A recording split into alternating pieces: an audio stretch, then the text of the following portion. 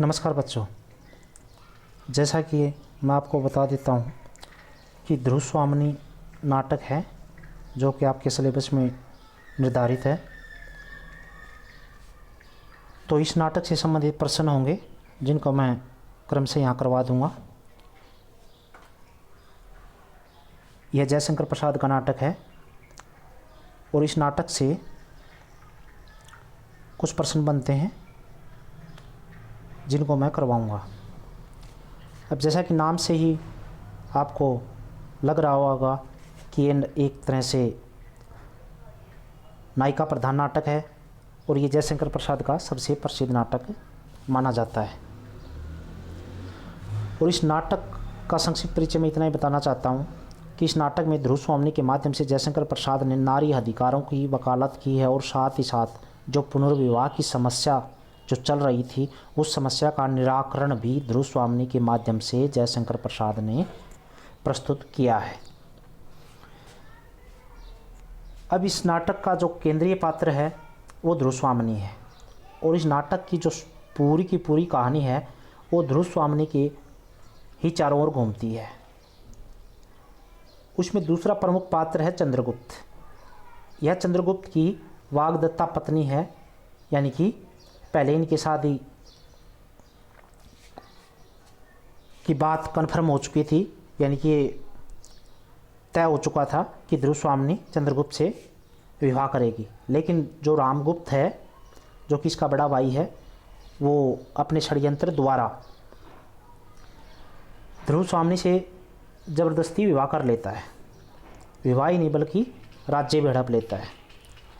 और इसमें इस उठापटक में और अंत में ध्रुव स्वामिनी चंद्रगुप्त के पास चली जाती है। यही इसकी कथा है या इसका कथानक है। तो इस कथानक के माध्यम से जयशंकर प्रसाद ने भारतीय संस्कृति में जो पुनर्विवाह की समस्या है उसको उठाया है कि जो नारी है उसको विवाह की आज़ादी है या नहीं है। इस प्रश्न का उत्तर इसमें इस नाटक में इन्होंने प्रस्तुत किया है।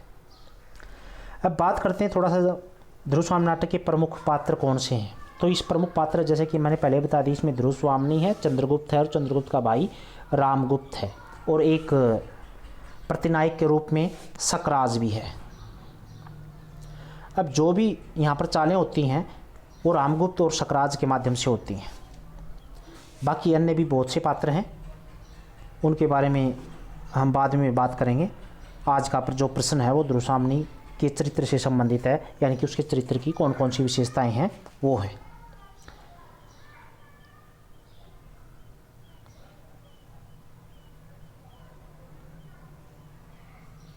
तो सबसे हम बात करते हैं ध्रुव स्वामिनी चरित्र की। जैसे कि मैंने पहले बता दिया कि जो ध्रुव स्वामिनी है इस नाटक का केंद्रीय पात्र है, यानी कि ये इस नाटक की नायिका है और नाटक के अंत से भी इसी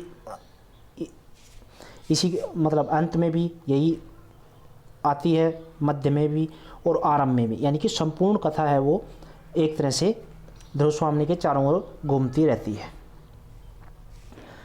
तो कहने का तात्पर्य यही है कि जो प्रस्तुत नाटक का जो नायक है, यानी कि जो नायक है वो तो है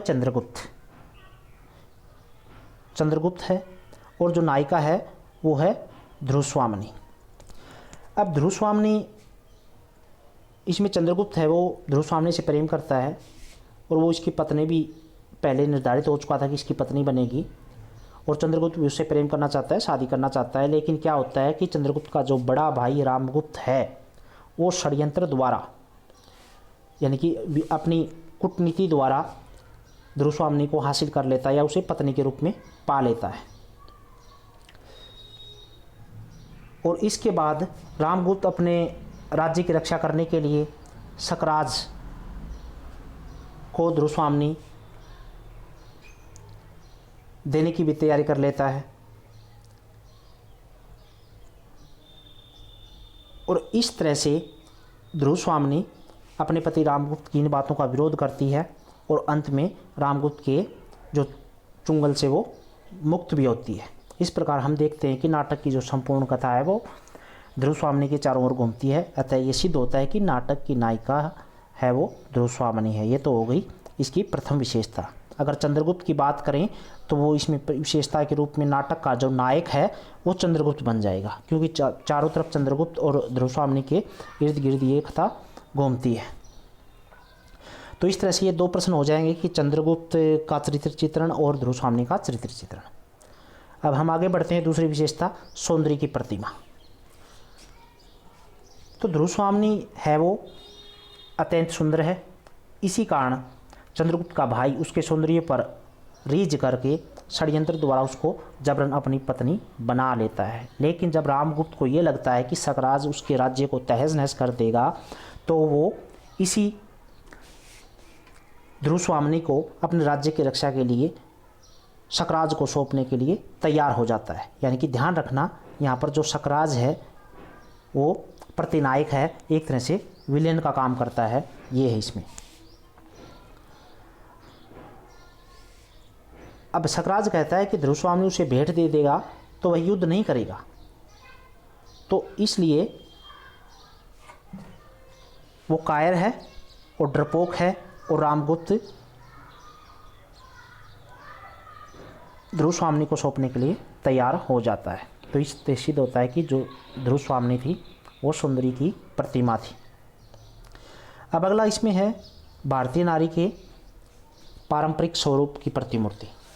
अब भारतीय नारी कौन है? यानी कि भारतीय नारी, जैसे कि हम सभी को पता है कि वो अपने मूल्यों में, अपनी नैतिकता में, अपनी संस्कृति में, अपने व्यवहार में एक तरह से पूरी तरह से एक देवी के रूप में पहचानी जाती है। अब ध्रुवस्वामिनी चंद्रगुप्त से प्रेम करती है, लेकिन शादी क्या होती है? रामगुप्त से हो जाती है। यानी कहने का तात्पर्य यही है कि यहाँ पर सकराज, चंद्रगुप्त, ध्रुवस्वामिनी यही आसपास चलते रहते हैं इसमें पात्र, लेकिन वो दिल से कभी भी रामगुप्त को पति के रूप में स्वीकार नहीं कर पाती है। लेकिन जब रामगुप्त सकराज को ध्रुवस्वामिनी भेंट करने के लिए स्वीकार कर लेता है, तो ध्रुवस्वामिनी इसका विरोध करती है। लेकिन रामगुप्त उसके विरोध को ठुकरा देता है। तो इस तरह से वो अंत में आत्महत्या करने के लिए भी प्रस्तुत हो जाती है, जो कि हमारी संस्कृति में ये साबित होता है कि भारतीय जो नारी है वो अबला के रूप में, अर्थात उसके पास कोई अधिकार नहीं। तो इस तरह से प्रत्येक रूप से यहाँ पर भारतीय नारी के अधिकारों की वकालत करते हुए भी यहाँ पर जयशंकर प्रसाद प्रस्तुत होते हैं। अब अगला पॉइंट है विलक्षण बुद्धिमता। अब ध्रुवस्वामिनी विलक्षण बुद्धिमता की स्वामिनी है, और इस बुद्धिमता को वो जगह जगह साबित भी करती है। यद्यपि उसकी मजबूरी होती है कि रामगुप्त को वो पति के रूप में स्वीकार कर लेती है, रामगुप्त फिर रामगुप्त। लेकिन जब रामगुप्त उसको सकराज को सौंपने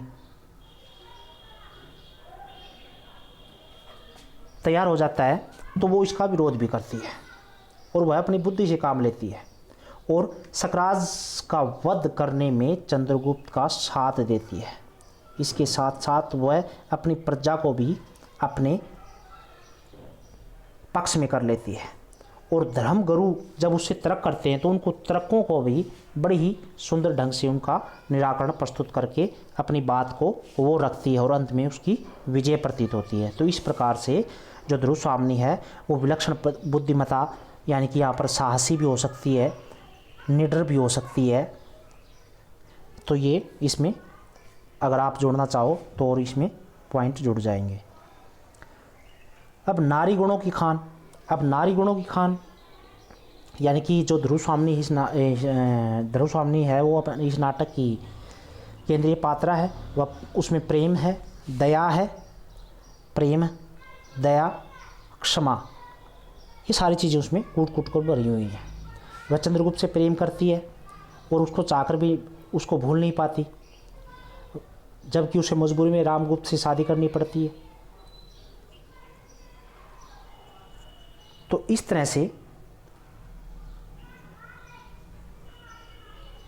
जो ध्रुवस्वामिनी है वो नारी गुणों की खान के रूप में यहाँ पर जयशंकर प्रसाद ने प्रस्तुत की है। अगला पॉइंट है अपने अधिकारों के प्रति सजग।